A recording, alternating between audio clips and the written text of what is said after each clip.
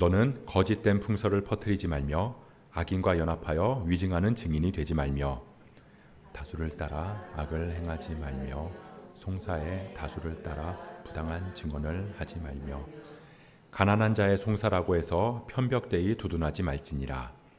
네가 만일 네 원수의 길 잃은 소나 나귀를 보거든 반드시 그 사람에게로 돌릴지며 네가 만일 너를 미워하는 자의 나귀가 짐을 싣고 엎드러짐을 보거든 그것을 버려두지 말고 그것을 도와 그 짐을 부릴지니라. 너는 가난한 자의 송사라고 정의를 굽게 하지 말며 거짓 일을 멀리하며 무죄한 자와 의로운 자를 죽이지 말라. 나는 악인을 의롭다 하지 아니하겠노라. 너는 뇌물을 받지 말라. 뇌물은 밝은 자의 눈을 어둡게 하고 의로운 자의 말을 굽게 하느니라. 함께 읽습니다. 너는 이방 나그네를 압제하지 말라. 너희가 애굽 땅에서 나그네 되었었은즉 나그네의 사정을 아느니라. 아멘. 설교를 시작하기에 앞서 여러분들에게 질문을 하나 드리겠습니다. 여러분들은 세상이 공평하다고 생각하시나요?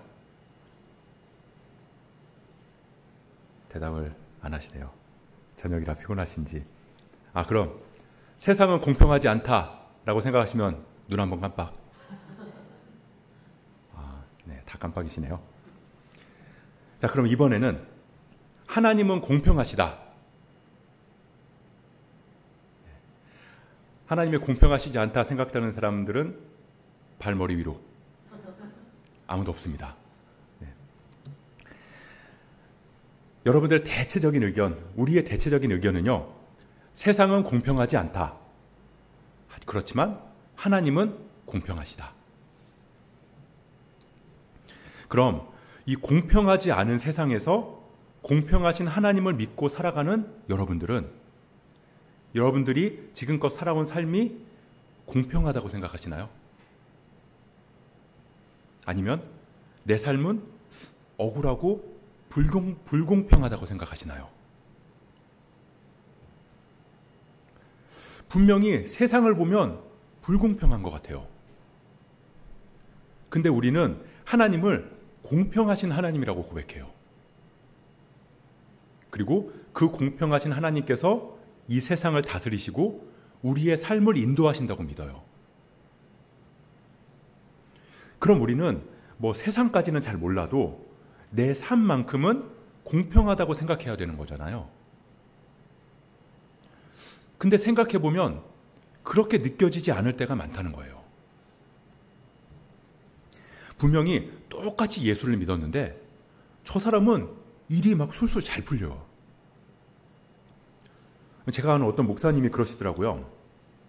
사모님이 일을 하시는데 굉장히 잘 나간대요.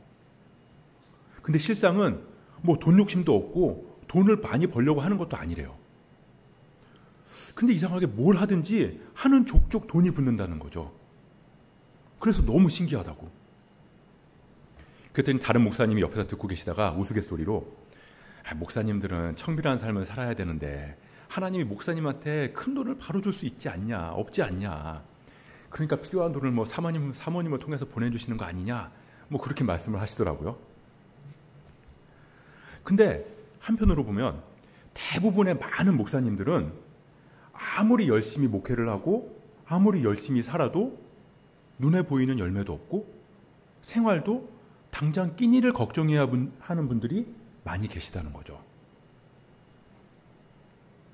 어떤 분들은 내가 예수 잘 믿었더니 모든 일들이 다 잘 풀리고 자녀들도 막 좋은 대학 가고 사업도 성공했다고 그렇게 이 앞에 나와서 간증도 하시는데, 또 어떤 분들은 나도 저런 간증 한번 해봤으면 좋겠다 이렇게 생각하시면서 그냥 교회에서도 주눅 들어서 신앙생활 하시는 분들도 계시다는 말이죠. 신앙생활을 정말 열심히 하는 집안에서 자란 자녀들이 하나님을 떠나서 살아가는 경우도 있고요. 또 전혀 믿지 않는 집안에서 자란 자녀들이 하나님 안에서 믿음으로 살아가는 경우도 있어요. 불치병으로 시한부 선고를 받았는데 누구는 기도했더니 병이 싹 다 사라지기도 하고요. 또 누구는 온 교회가 막 전심으로 매달려서 기도했는데도 오히려 병세가 더 악화되기도 해요. 우리는 그럴 때 다 하나님의 뜻이 있으시겠지 라고 쉽게 이야기하지만 내가 만약에 그런 상황에 처하면 과연 그렇게 말할 수 있을까요? 저 같으면 제일 먼저 이런 말이 나올 것 같아요. 하나님 도대체 저한테 왜 이러시는 거냐고. 내가 무슨 잘못을 했길래 나만 이렇게 힘들게 하는 거냐고.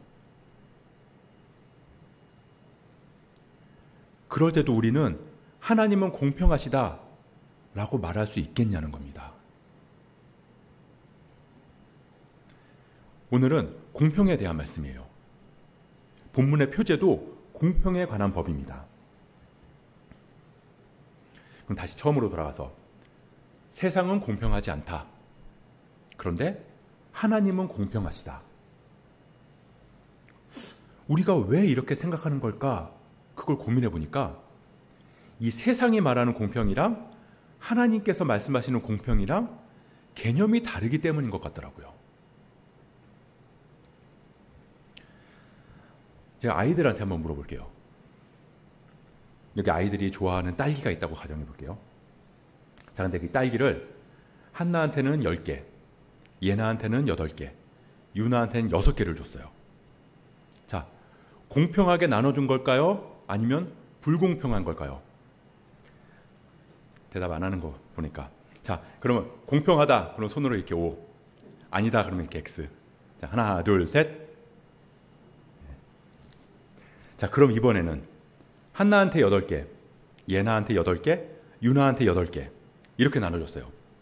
자, 이번에는 공평하다 아니다. 하나, 둘, 셋. 네. 공평하다는 의견이 더 많았습니다. 이 세상은 모두가 똑같이 분배받는 걸 공평하다고 말해요.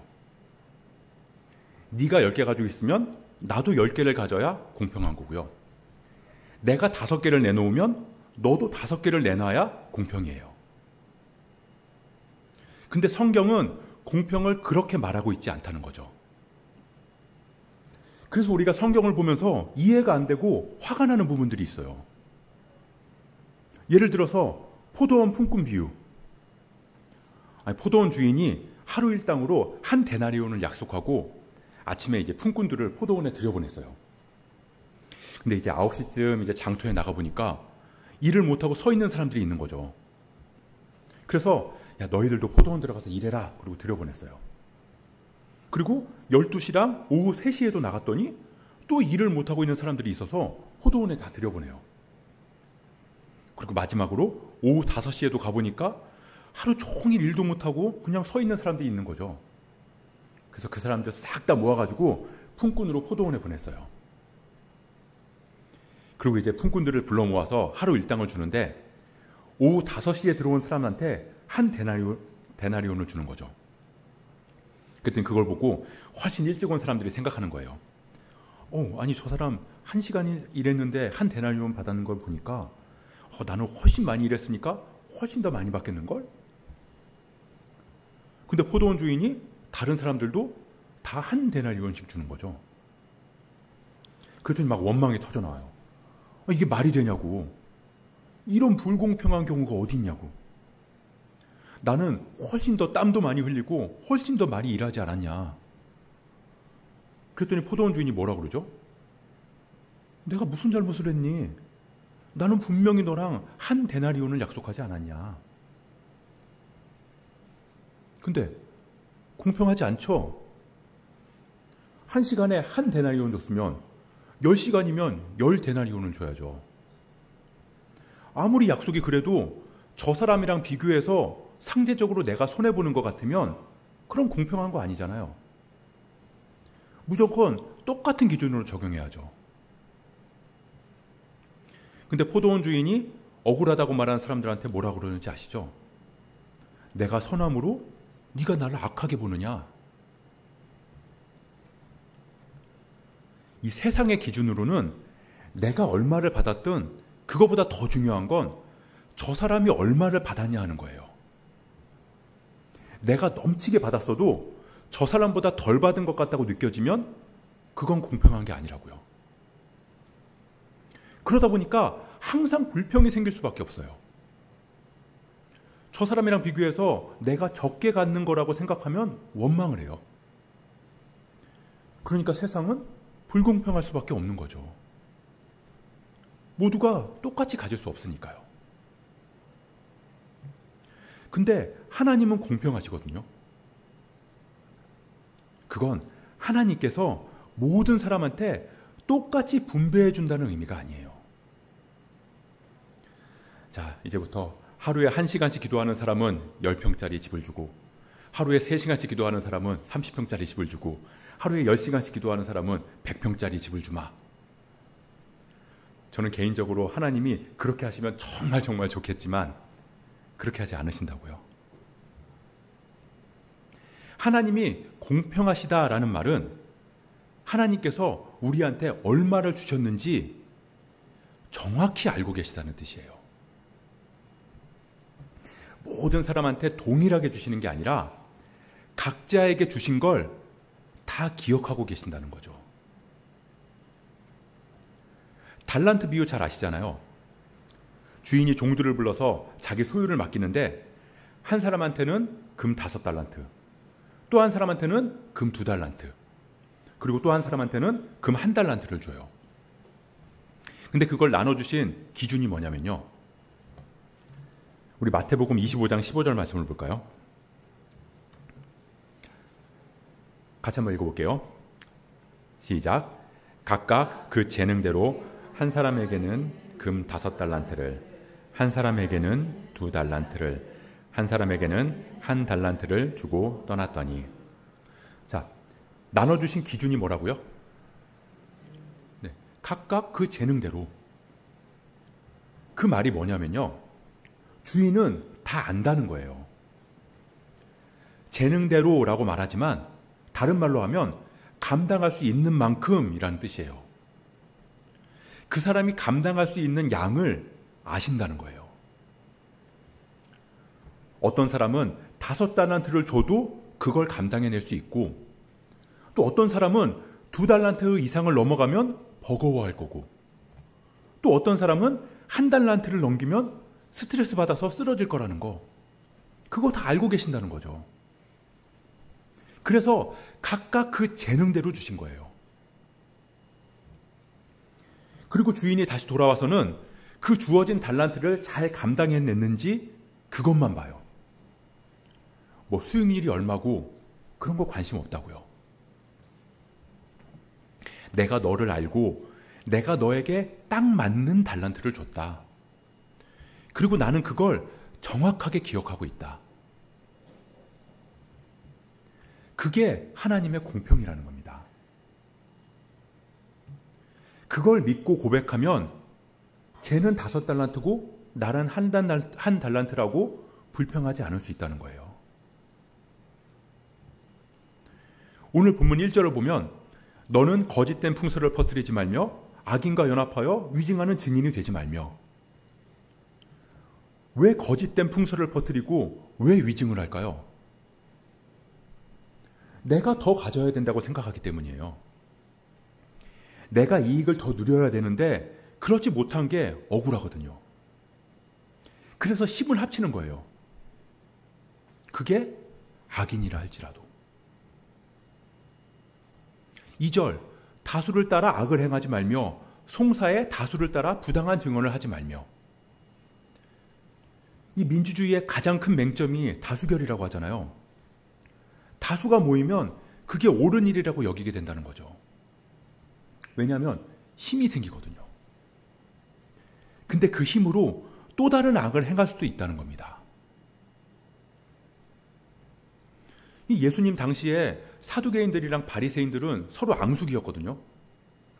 근데 이 물과 기름같이 전혀 다른 두 부류가 자신들의 종교적인 이익을 얻기 위해서, 그래서 예수를 죽이겠다고 그 악을 행하기 위해서 뭉치는 걸 보면 알 수 있듯이 세상은 내 이익을 빼앗기고 지금 내가 누리고 있는 게 부족하다고 느끼면 얼마든지 모여서 악을 행하고 부당한 일을 할 수 있다는 겁니다.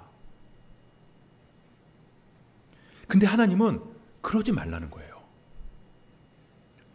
세상이 말하는 공평의 기준으로 판단하지 마라.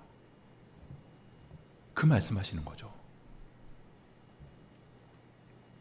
지금까지의 나의 삶, 내가 지금 처한 현실, 그거 하나님이 다 알고 계시거든요. 그 고백이 하나님은 공평하시다라는 고백이에요.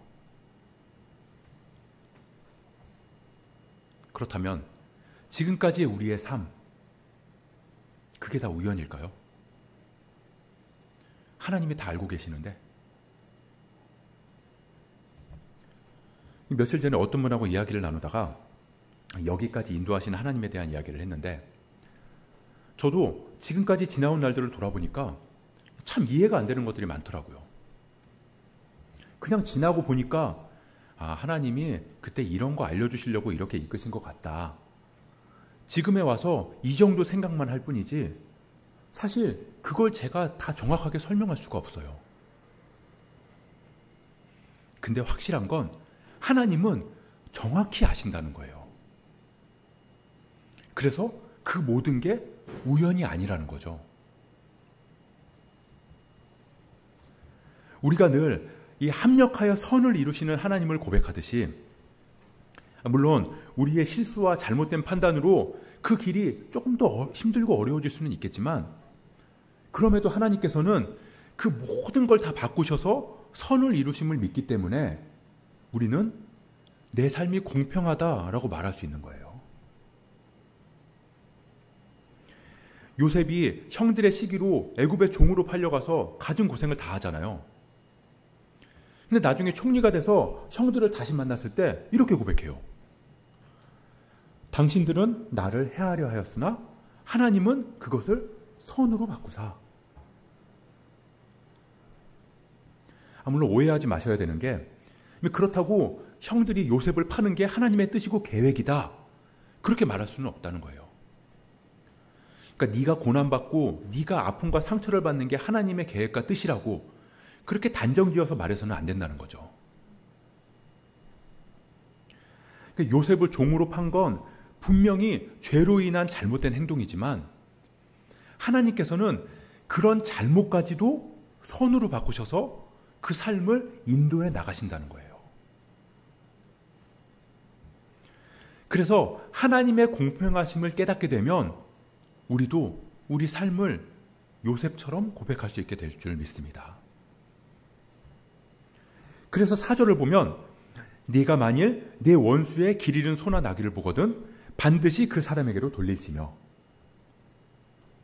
이 말씀을 보면 뭐가 제일 먼저 보이세요?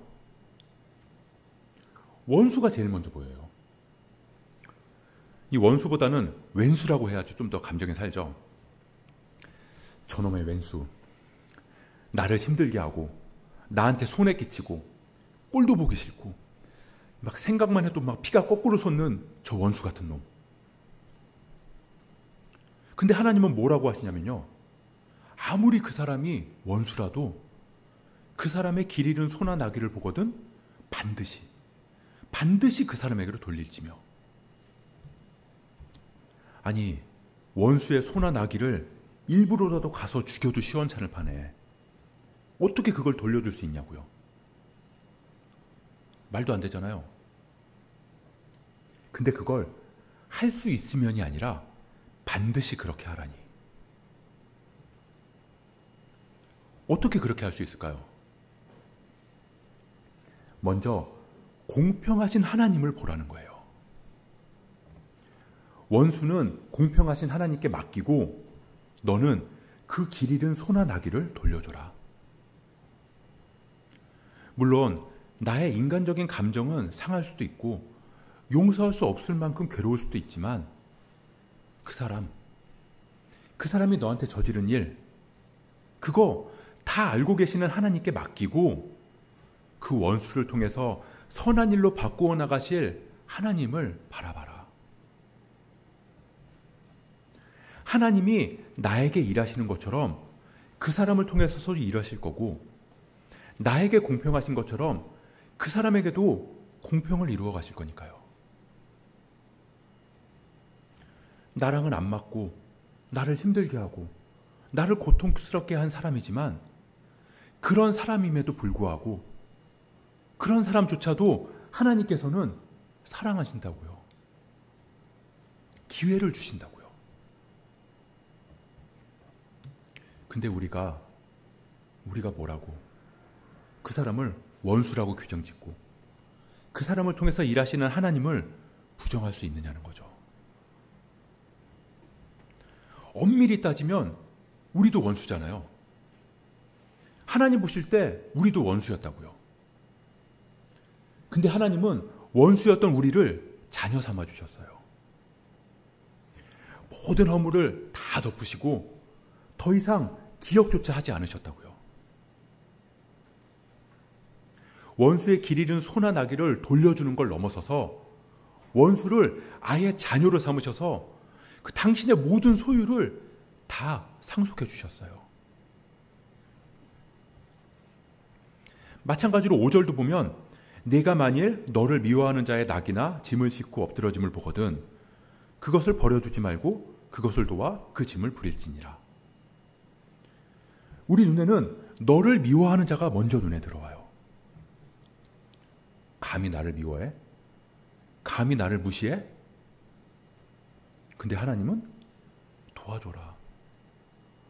어려움을 버려두지 말아라. 왜요? 하나님의 공평하심을 믿기 때문에. 너는 가난한 자의 송사라고 정의를 굽게 하지 말며 가난한 자의 송사라고 해서 편벽되이 두둔하지 말지니라. 가난한 사람을 돕는 건 하나님께서 우리를 통해 바라시는 일이라는 거 너무나 당연하지만 가난 자체가 판단의 기준이 되어서는 안 된다는 겁니다. 성경은 고아와 과부와 가난한 자를 도와야 한다고 말씀하세요. 그렇지만 그것조차도 정의를 굽게 해서는 안 된다는 거죠. 무죄한 자와 의로운 자를 죽이지 말라. 뇌물을 받지 말라. 마찬가지예요. 나는 이 정도로 만족하지 못해. 더 가져야 되고 더 누려야 되고 더 복수해야 되고 저 사람은 더 고통받아야 돼. 나는 아직도 너무 억울해.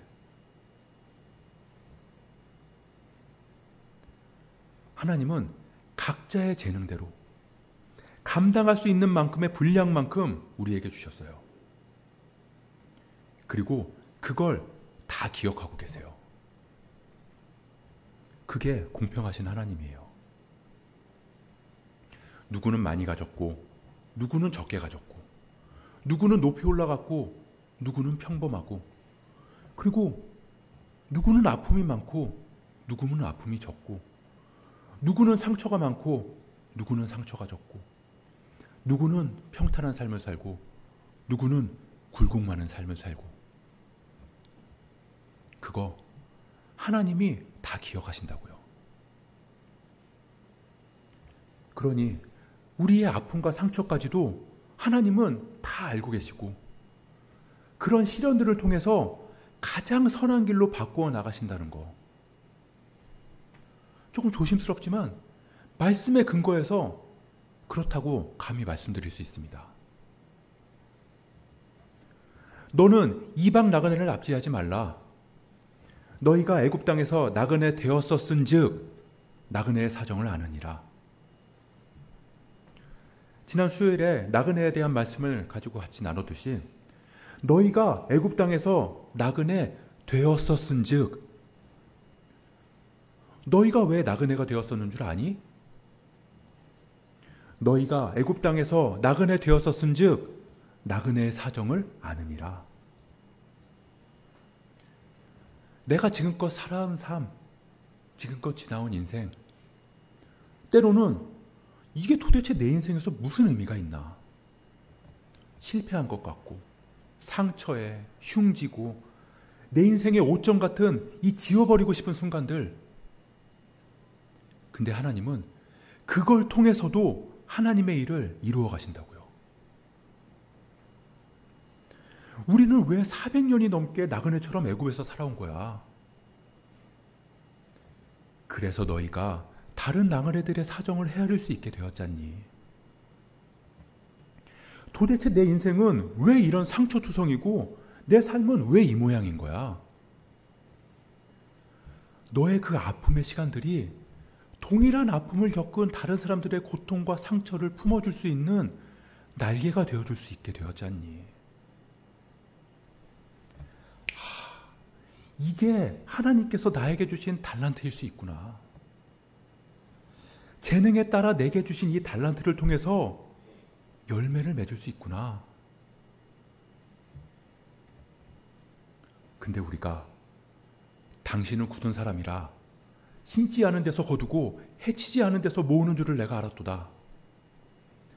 하나님은 그런 분 아니시잖아요. 이 달란트가 너무 두려워요. 그래서 당신이 주신 이 달란트 그냥 땅에 묻어뒀어요. 그러면서 그 달란트를 하나님께 도로 내어드릴 수 없잖아요.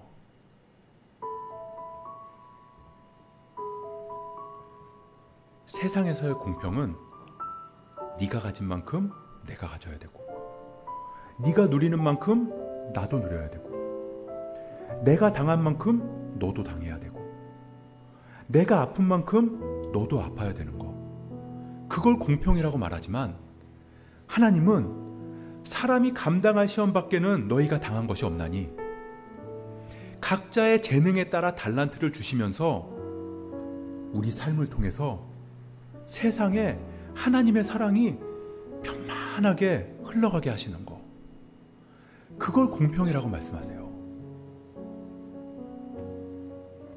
그래서 나한테 많이 주시고 많이 누리게 하신 건 나를 통해서 그 물질과 행복을 나누고 흘려보내기를 원하시는 하나님의 일하심이고, 나에게 아픔과 상처를 주신 건 나를 통해서 보듬어야 할 사람들을 품고자 하시는 하나님의 일하심인 거죠.